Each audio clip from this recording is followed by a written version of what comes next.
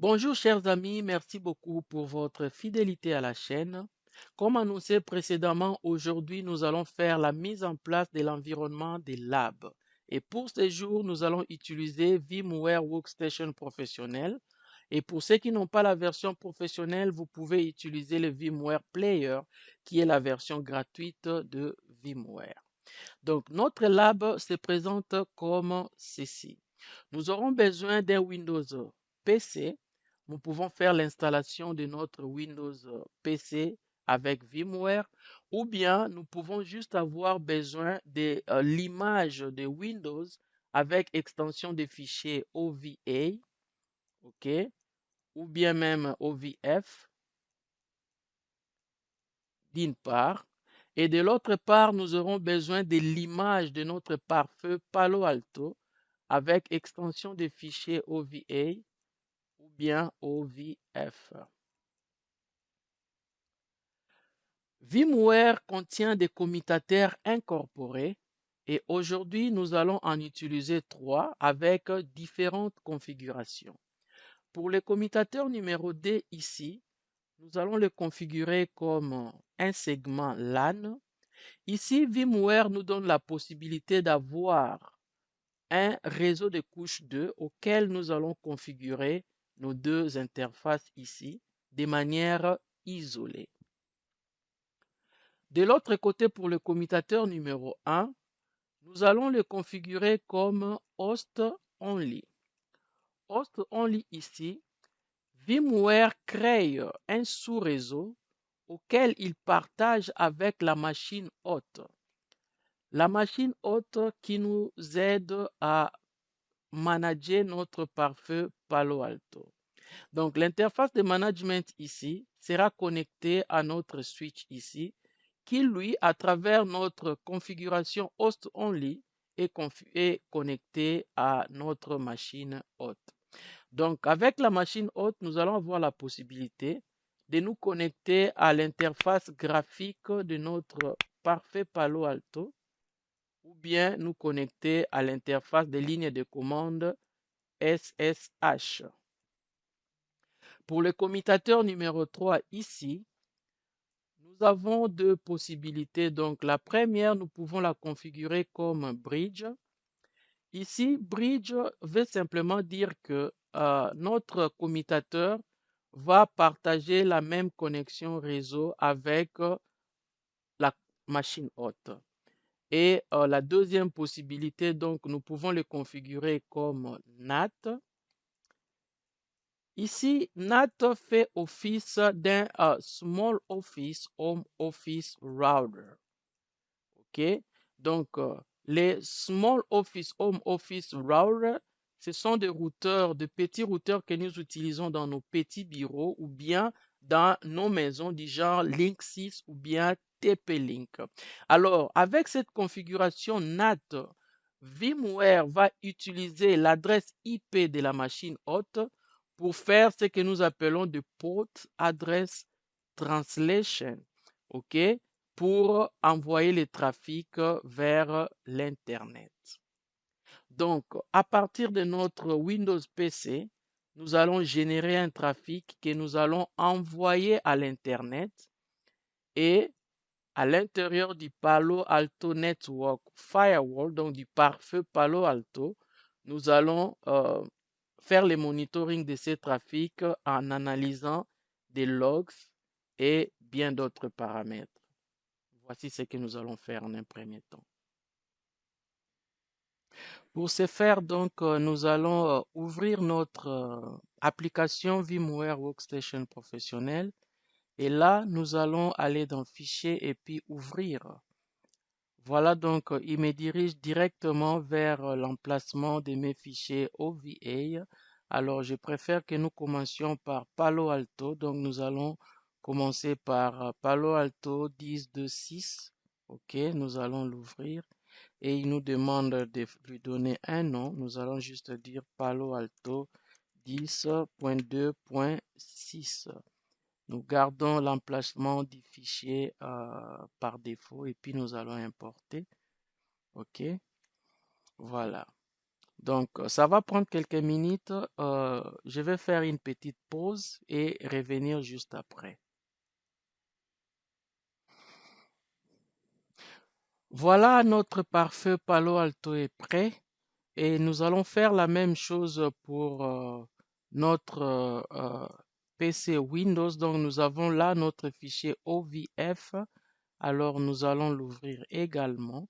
OK, nous allons nommer ces PC Windows 10 comme ça et puis nous allons importer. OK, ça va prendre un peu du temps.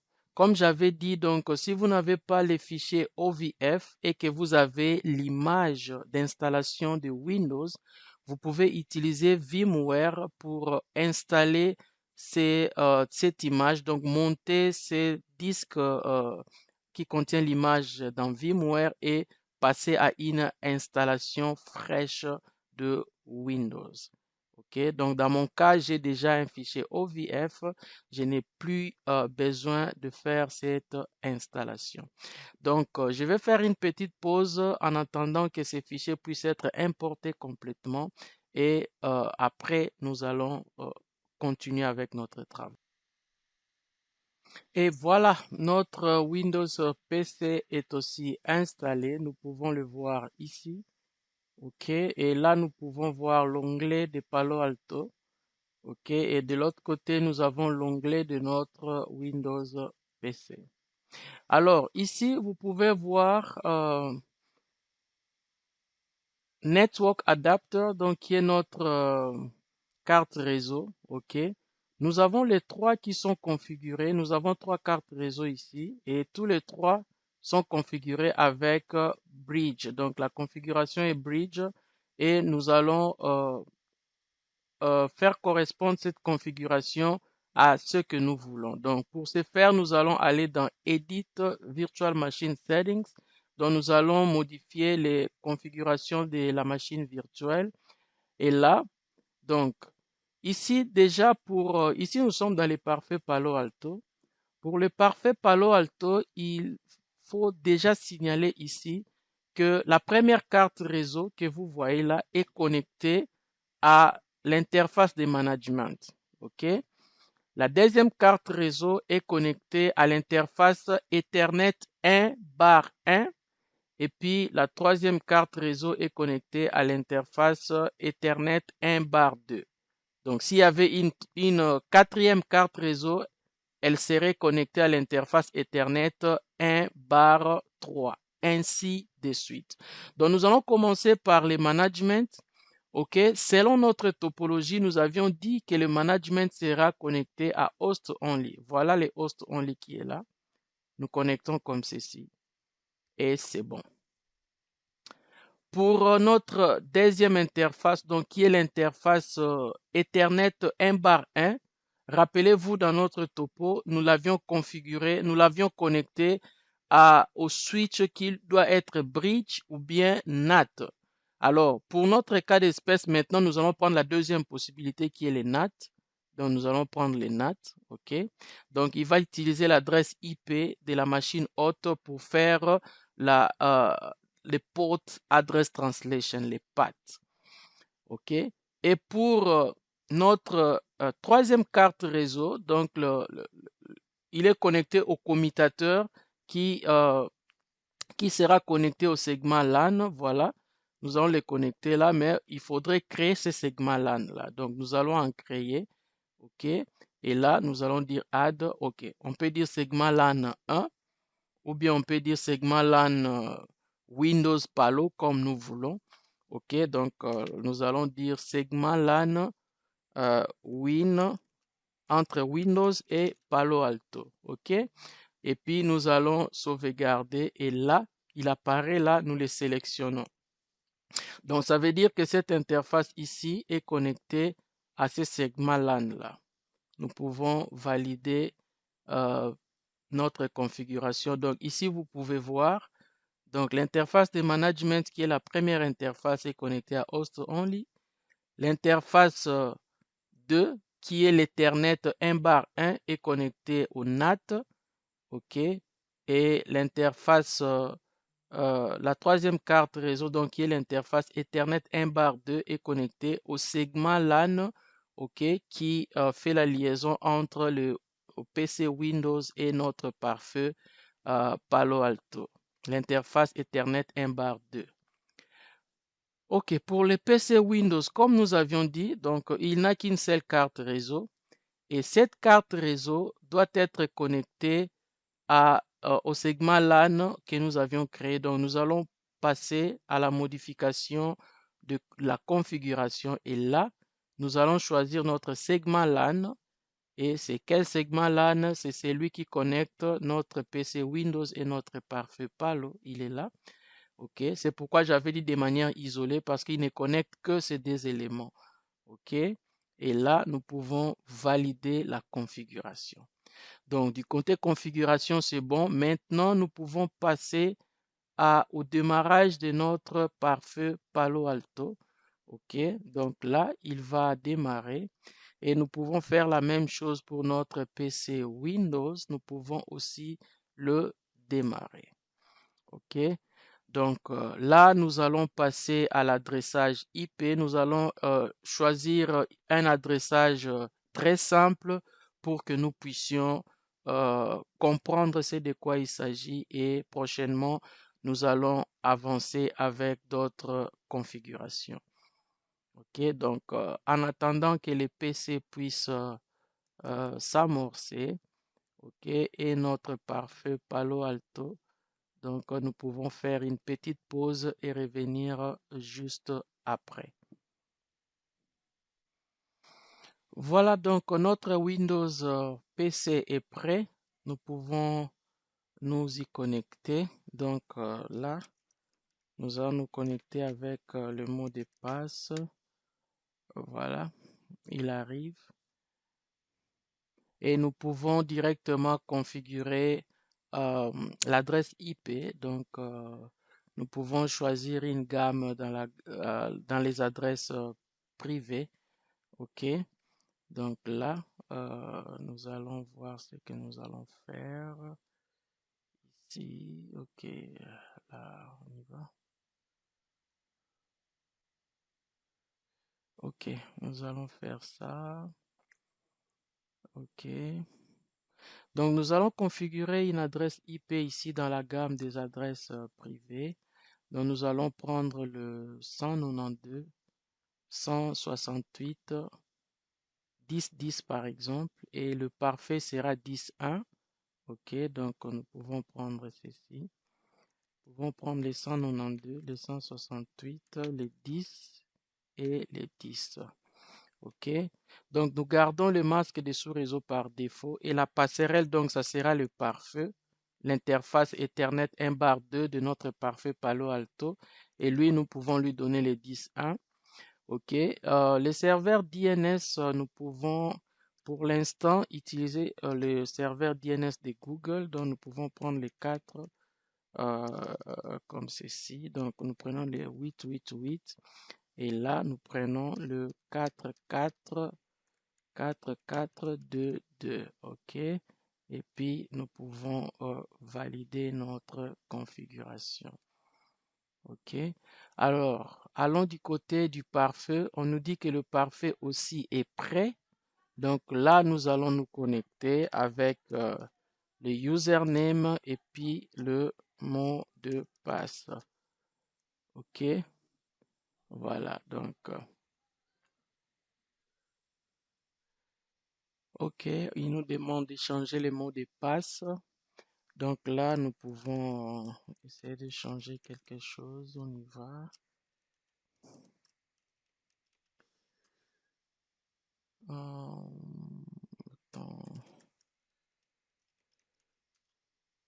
OK, non, donc ça n'a pas marché. On y va encore. OK, il nous demande de changer les mots de passe, donc l'ancien et puis le nouveau mot de passe. OK, donc là, nous sommes connectés à notre pare-feu Palo Alto. OK, ici, nous sommes à la console. OK, alors pour connaître notre adresse IP, il faudrait juste taper la commande donc show système info comme ceci. Et puis nous avons les informations système et en tête au top, nous voyons à la deuxième ligne l'adresse IP avec lequel nous allons nous connecter à ces pare-feux Palo Alto. Donc nous avons l'adresse IP qui est le 192.168.45.128. Alors, comme j'avais dit à l'introduction, que VMware, en connectant cette interface de management sur host only, VMware crée un sous-réseau qu'il partage avec la machine hôte. Donc, à cet instant, je pourrais aller à la machine hôte, ouvrir n'importe quel navigateur. Donc, voilà, donc nous avons notre navigateur qui est ouvert. Nous allons taper les HTTPS, qui est la version sécurisée des HTTP. C'est cette version que Palo Alto prend en charge par défaut. Donc, nous allons taper l'adresse IP de management de notre pare-feu qui est le 192.168.45.128. Et là, nous allons fournir le username et le password. Donc, c'est lui que nous venons de changer. Et là, nous allons lancer, voilà, nous avons accès à l'interface graphique de notre pare-feu Palo Alto. Donc, ici, nous pouvons voir, nous allons en long et à large parler de tous ces onglets, mais pour l'instant, remarquons seulement que le dashboard, ok, nous sommes au dashboard et ici nous avons des informations générales, ok, qui correspondent à l'output de la commande que nous avions ici au console, qui est la commande show system info. Et voilà donc au dashboard, nous allons aussi parler de ces onglets que nous voyons là. Mais pour l'instant, je voulais que vous puissiez remarquer, vous voyez les config logs, donc il n'y a aucune donnée. Et puis les system logs aussi, il n'y a aucune donnée parce que on n'a encore rien fait sur les pare-feux. Alors, nous allons parler de ACC qui est Application Control Center. Nous allons parler du monitor Policy Object Network et Device. Alors, pour l'instant, nous allons faire des petites choses ici au network, ok, et puis des petites choses aussi ici avec l'onglet Policy. Mais avant d'y aller, donc, je voudrais que nous puissions, à partir de ces PC, générer déjà du trafic. Donc, nous allons faire du ping, ok. Ping, nous allons faire le ping à ceci. Ok, il faudrait -t here. Ah, j'ai un clavier bizarre. Ok, good. Alors, nous allons générer du ping, donc un trafic ping ici. Et puis là, nous allons aussi tenter de générer un trafic. Ok, let's say Palo Alto networks.com. Alors, on va voir. Ok. Donc, ici, l'idée, c'est seulement de générer du trafic et voir comment le pare-feu va se comporter. Alors, pour l'instant, nous savons que ce trafic ne va pas aboutir parce qu'il n'y a aucune configuration dans notre pare-feu. Donc, là, nous allons revenir donc sur notre pare-feu et essayer maintenant de passer à la configuration. La première des choses, nous allons configurer des interfaces.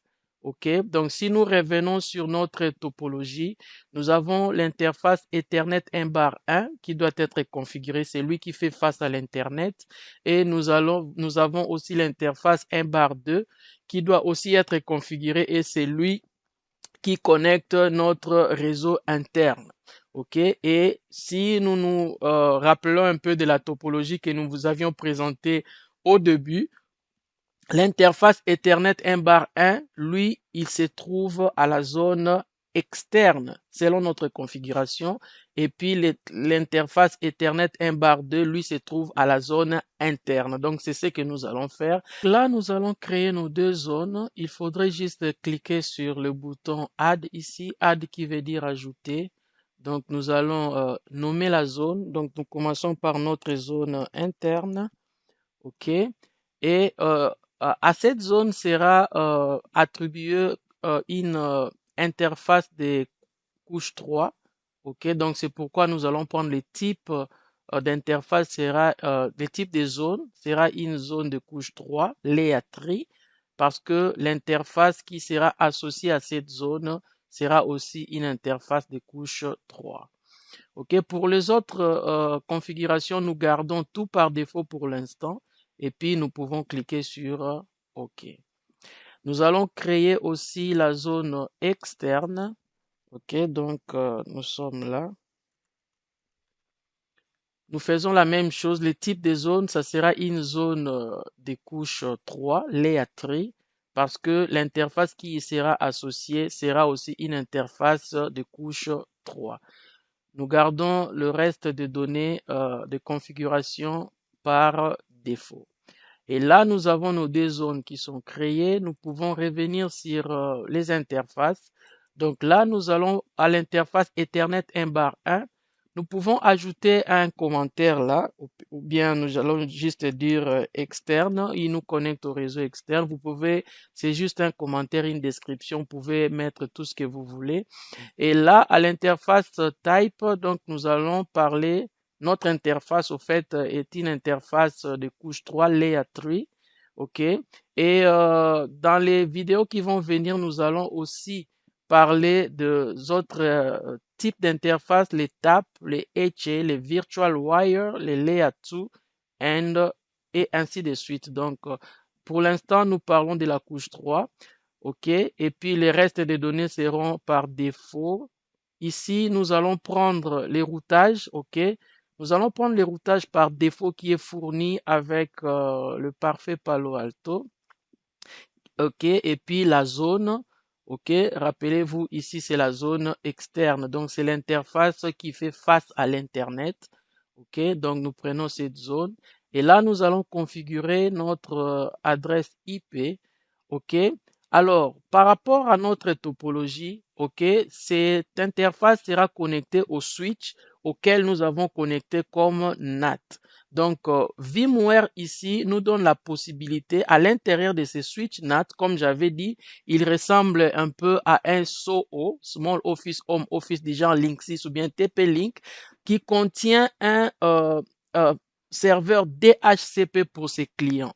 Donc là aussi, notre switch auquel nous avons configuré comme NAT contient aussi un serveur incorporé DHCP pour ses clients. Et là, nous allons donc configurer notre interface comme client DHCP de ce switch-là, OK, qui est configuré comme NAT. Et les restes de configuration, nous gardons par défaut. OK. Pour cette interface, nous pouvons dire OK. Alors, nous passons à la deuxième interface. Nous allons aussi mettre une description. Je vais juste mettre interne. Le type d'interface, c'est toujours couche 3, donc layer 3. Et puis, les routages, c'est les mêmes routages par défaut que nous allons prendre. Et la zone, c'est la zone interne parce que lui, il nous connecte vers le PC Windows que nous avons dans notre configuration. Alors, l'IP adresse, donc nous allons configurer une adresse statique pour cette interface. Rappelez-vous que le PC, nous l'avons configuré à avoir l'adresse IP le 192, le 168, le 10 et le 10. Alors, lui étant la passerelle de ces PC-là, nous allons configurer les 10 et le 1/24 comme ceci. OK. Et le reste des configurations, nous gardons tout par défaut. Nous allons donc valider. OK. Au fait, et puis nous allons voir les policies. Donc ici déjà nous voyons que nous avons juste des règles de sécurité par défaut. La première est intrazone pour permettre le trafic entre les zones, ok, de même nom. Et puis la deuxième est interzone pour deny, pour refuser les trafics ou bloquer les trafics entre de différentes zones. Parce que Palo Alto, c'est un pare-feu, ok, basé sur des zones. Alors, comme nous n'avons aucune règle maintenant pour permettre les trafics entre différentes zones, ok? Donc, pour l'instant, vous voyez les hit counts là. Les hit counts veut simplement dire que c'est le trafic qui est passé par cette règle. Alors, comme nous n'avons pas encore une règle qui permet le trafic de passer, donc tous les trafics sont bloqués en utilisant cette zone ici. Alors, nous allons créer une nouvelle règle de sécurité dont nous sommes là. Nous allons, à première vue, ok, quand nous ouvrons cette fenêtre, nous voyons que général est souligné en rouge, source et destination souligné en rouge. Ça veut simplement dire que tous les onglets où vous voyez soulignés en rouge ont des configurations qui doivent être faites obligatoirement. OK? Alors, nous allons voir comment ça marche. Donc, général, nous avons besoin de donner un nom à cette règle de sécurité. Nous allons dire interne, par exemple. Interne, externe, quelque chose comme ça. OK? Et vous voyez immédiatement le rouge disparaît. Donc, ça veut dire que nous avions juste besoin de configurer une appellation à cette règle. Ça, c'est la configuration obligatoire pour cet onglet. Pour l'onglet source, nous avons, vous voyez, sous source zone, donc nous avons ici en jaune. C'est aussi la seule configuration obligatoire pour cette section, pour cet onglet. Donc, nous allons ajouter une source zone. Alors ici, nous allons déterminer la direction de notre trafic. Donc, notre trafic part de quelle zone à quelle zone. OK? Donc, comme c'est un trafic qui part de l'intérieur vers l'extérieur, ok, donc c'est vers la zone intérieure et puis il va atterrir dans la zone extérieure. Et immédiatement, vous voyez le rouge disparaît, ok, ce qui veut dire que la seule configuration obligatoire pour cet onglet, c'était de déterminer la zone source. Et nous allons déterminer la zone de destination. Ici aussi, vous remarquez la même chose. Sous Destination Zone, ok, nous avons jaune, ok, une section jaune qui veut dire que nous devons obligatoirement configurer cette section, ok. Et vous verrez même que le OK, ok, là-bas n'apparaît pas encore, n'est pas disponible parce que il nous dit qu'il y a quelques configurations obligatoires qui ne sont pas encore faites. Ok, donc c'est ce que nous allons voir. Vous voyez juste en cliquant les add, le OK apparaît. Alors, et les jaunes qui étaient là en bas disparaissent. Donc là, nous pouvons choisir notre zone de destination qui est la zone externe. Et là, nous avons le OK qui apparaît. Nous laissons toutes les autres configurations comme par défaut. OK, nous allons un peu plus loin revenir sur tous ces détails. OK, pour l'instant, nous laissons par défaut. Et là, nous vérifions juste que l'action est allow qui veut dire permettre. OK, nous allons juste permettre le trafic qui va quitter la zone interne vers la zone externe avec tous ces autres paramètres par défaut. Donc, par défaut, c'est les any, any et any. OK? Et là, nous pouvons cliquer sur notre OK. Nous pouvons voir notre rule apparaître là, notre règle de sécurité apparaître là. OK? Alors, je vais faire une petite démonstration. Donc, nous allons valider la configuration en appuyant sur Commit. Donc, chez Palo Alto, pour valider la configuration, après avoir tout fait, il faut aller sur Commit et valider. Donc, nous allons attendre que ces commits puissent atteindre 100%. OK. Alors, s'il y a des erreurs de configuration, nous aurons un message de retour ici sur cette section, ok, qui va nous dire qu'il y a X, Y, Z qui ont été mal configurés et que nous devons jeter un coup d'œil là-dessus. Mais s'il n'y a aucune erreur, nous allons voir les statuts de notre commit qui sera succès. Donc, nous allons voir ça tantôt. Voilà, nous sommes à 98% et 99, voilà, bientôt nous allons voir ces statuts. Et voilà. il arrive. OK, donc nous pouvons voir que la configuration a été envoyée avec succès. OK, voilà, donc c'est ça. Nous pouvons fermer, donc ça veut dire que notre règle de sécurité ici est déjà d'application. Pour preuve, nous pouvons voir les hit counts. Il est à 57 déjà. OK. Vous rappelez que nous avions engendré du trafic ici sur notre PC. OK. Donc, ce trafic est celui qui est en train de traverser maintenant cette loi de sécurité. OK. Puisque cette loi est déjà d'application. Mais, curieusement, le trafic, OK, ne passe toujours pas. Malgré que nous avons notre loi de sécurité, OK, notre ping échoue toujours. Alors, ici, j'allais juste rappeler que très souvent, on a l'habitude de créer la règle de sécurité, mais oublier la règle de NAT.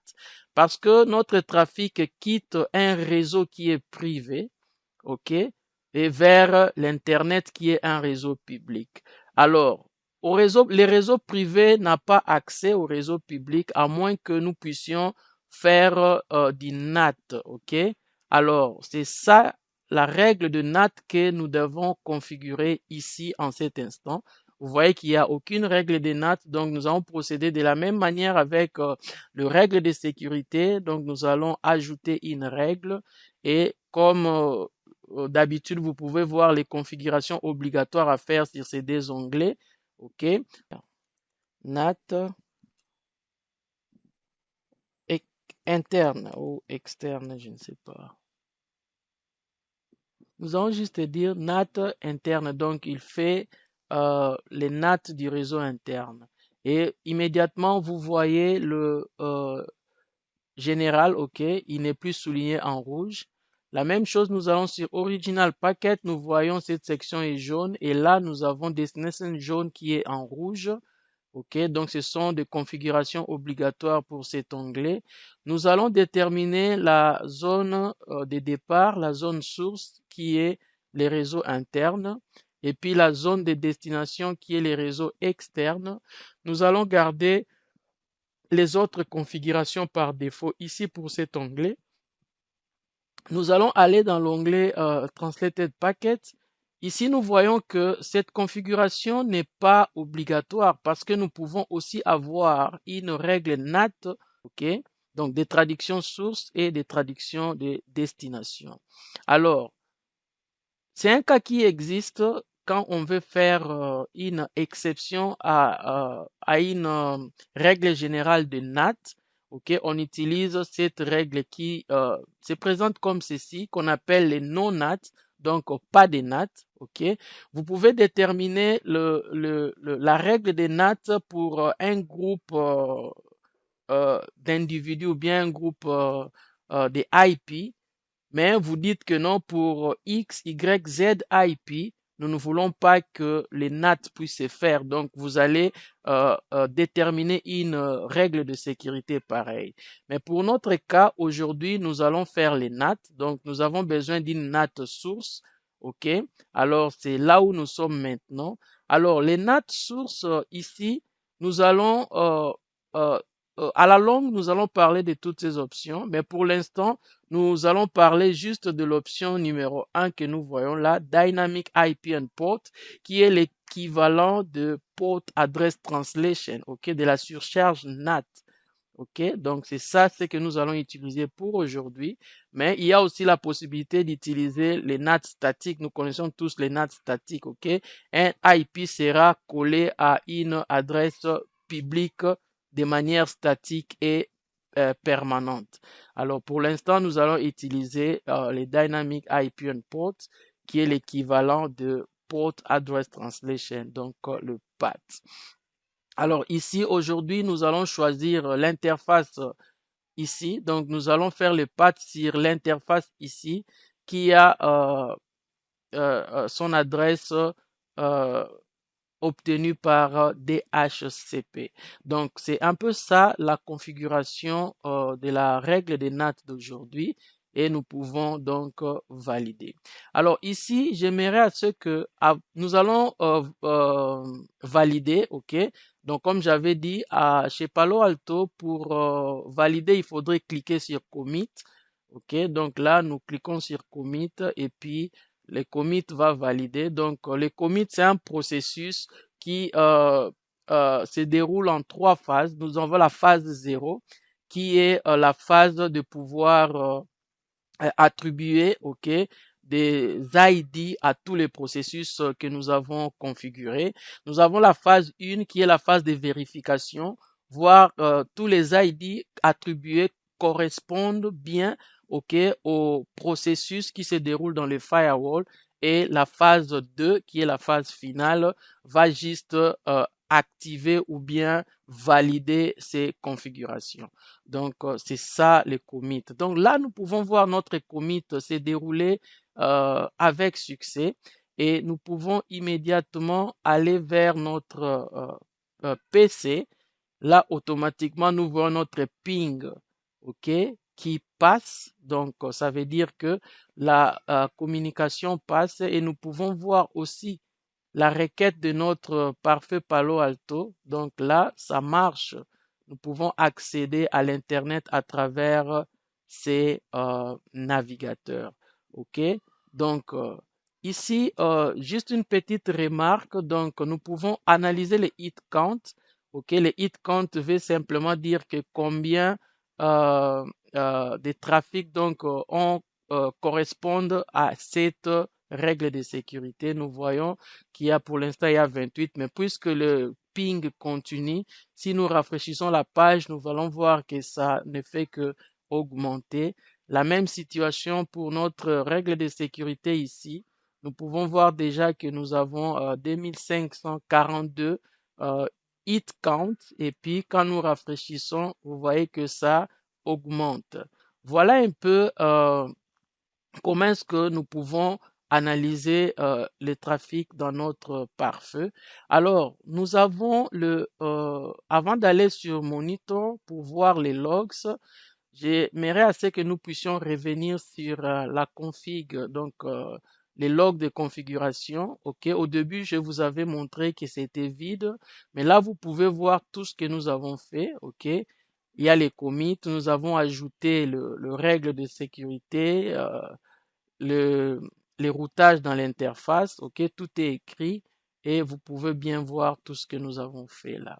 La même chose ici au niveau des logs système, vous pouvez voir tout ce qui s'est fait de manière interne dans notre firewall.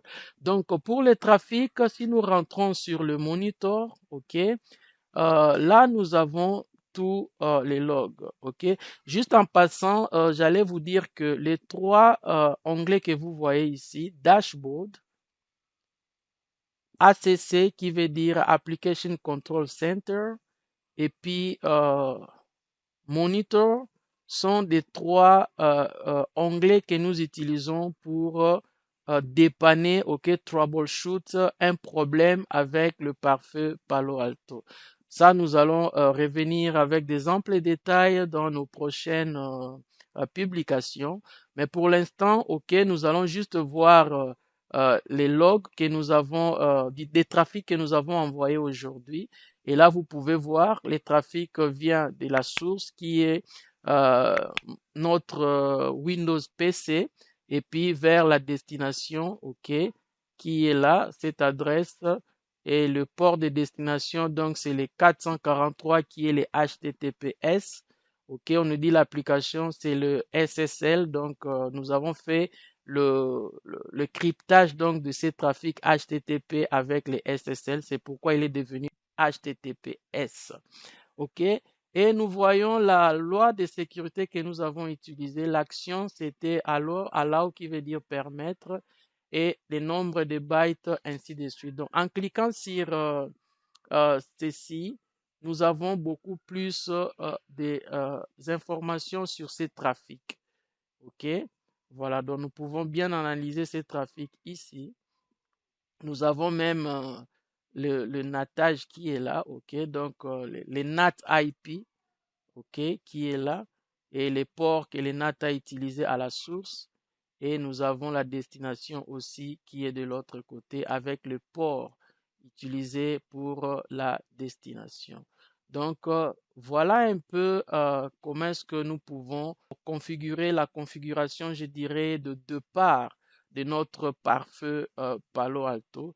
Nous allons faire beaucoup plus de configuration, ok, avec ce pare-feu dans nos prochaines publications. Merci.